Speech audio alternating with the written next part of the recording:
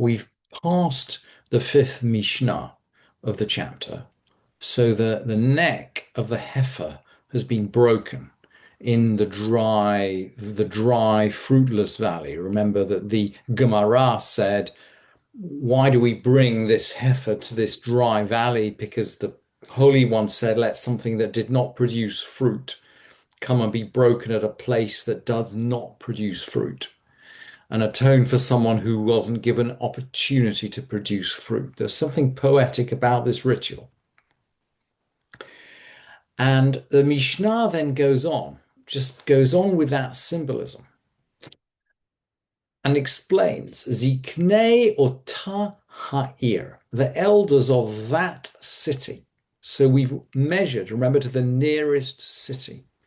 So someone has to take responsibility for the death of this poor individual, the death of this person who's just found alone in the desert.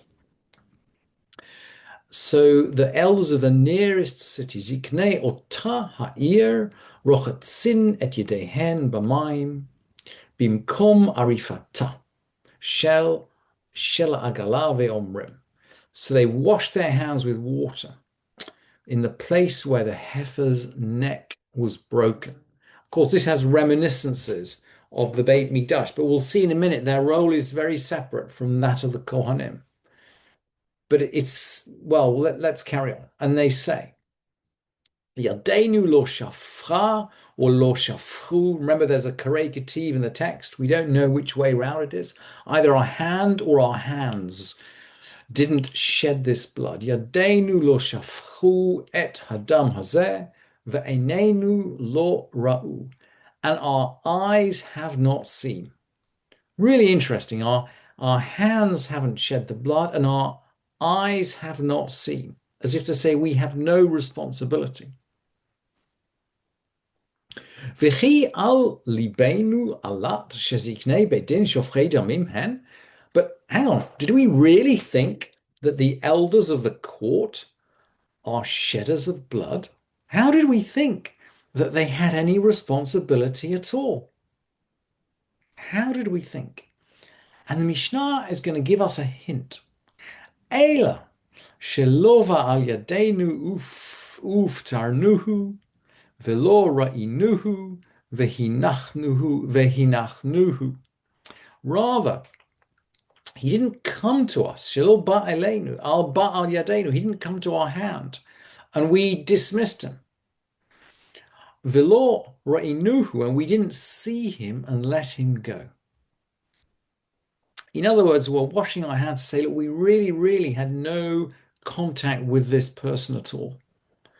And of course, we've said before, it's not true, because inappropriately, at some level, the leaders of the city do have responsibility. Because in a well-ordered society, it's not possible for someone just to go out in the desert and die. And of course, that's why they have to wash their hands. That's why they have to go through this ritual. And the Gemara tries to explain this.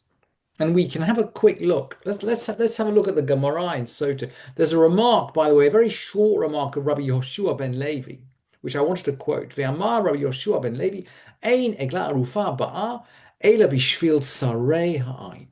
The egla arufa, the heifer whose neck is broken, is only brought because of miserly people. Miserly people. And the Gemara, at least the Bavli, then explains. The Bavli explains it as follows. Lo vali adenu ufatarnuhu belo muzonot. He didn't come to us, and we dismissed him without food, without provisions. When someone goes out in the desert, we're supposed to give them food. We don't let someone just wander around in the desert with no food. Maybe they die of hunger. Maybe they turn to crime to get food. But for whatever reason, it's not good. We shouldn't let someone go out without food. Let's keep going. Lo ri'inuhu vehinachnuhu. We didn't see him and leave him. What does that mean? Belo levaya, without an escort. If someone's going out in the desert, they shouldn't go out by themselves. And the Jerusalem Talmud is then going to explain this a little bit more. Rabbanim de Hacha Potrin kriya b'horeg. The rabbis here, and of course they're talking about here in the land of Israel. Remember, by the way, this halacha only applies in the land of Israel. So the if you like, the Jerusalem Talmud is much, the rabbis in the Jerusalem Talmud are much closer to it than the rabbis in Babylon. And the rabbis here, they say, that means in Palestine, in the land of Israel, they explain it about a killer. V'Rabbanan Taman potrin kriya bar neherag.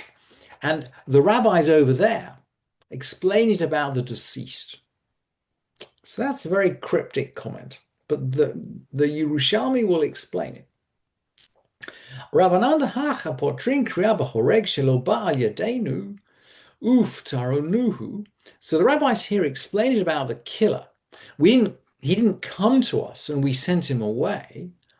That means velo haragnuhu. We didn't execute him. This is someone who was guilty of a capital offense, but somehow he was judged guilty, but we did not execute the sentence.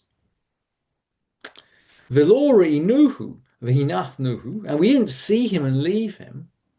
What does that mean? Ve'im amnu, it's a tongue twister. Ve'im amnu al dino. We didn't muddle his trial.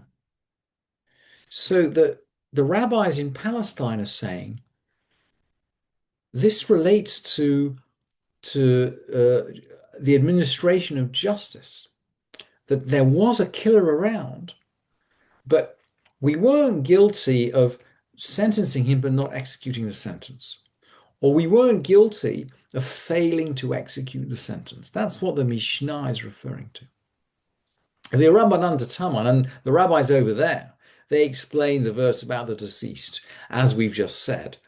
Lo ba'al yadeinu uftranuhu, he didn't come into our hands and we let him go. Below halva'ah, we didn't let him go without accompaniment. Velo reinuhu v'hinachnuhu, we didn't see him and leave him. Below parnasa, without provisions. So that we've seen that already. But the bottom line, as far as the Gemara is concerned, either in the Yerushalmi or in the Bavli, is that the Bet Din, the elders of the city, they have a responsibility for social order, whether it's in terms of the administration of justice or whether it's in terms of the administration of tzedakah, of help for wayfarers, and somehow the implication is that they failed. The implication is that they failed, and that's why they have to wash their hands.